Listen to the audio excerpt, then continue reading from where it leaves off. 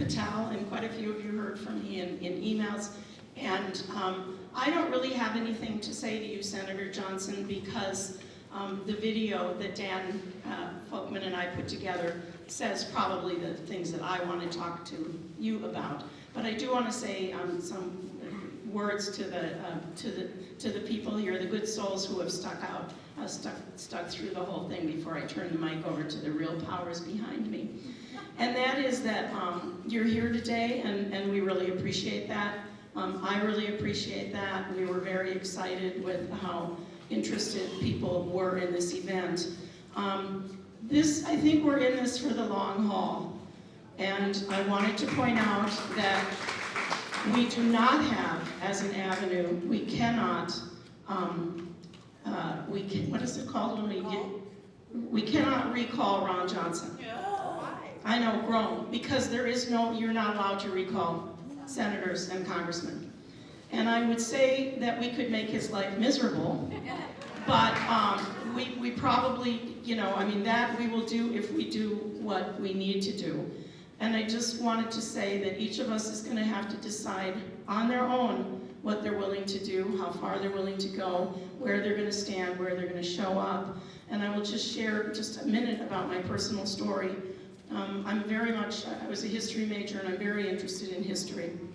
And so I'm the family historian.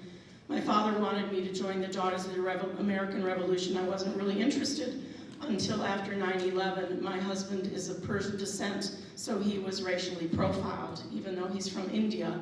And I found that inexcusable. We have one child, and so for some reason I thought if I joined the DAR, I could protect her. So anyway, so I joined the DAR, and I realized in retrospect that that really wasn't necessary at the time. But beyond that, then I got really captured by the idea of digging into history. So in addition to that, I'm a member of the, I'm a dame of the Magna Carta, because I trace my heritage back to one of the people that forced the signature of the Magna Carta. My father served in the Pacific during World War II. He went on to be an intelligence officer with the Internal Revenue Service, where he would be gone for months, where he infiltrated organized crime in New York.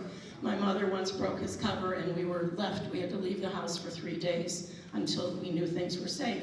In 1968, he was pulled over to help guard presidential candidates, and he had to learn how to defuse bombs. He climbed up trees, and he guarded presidential candidates.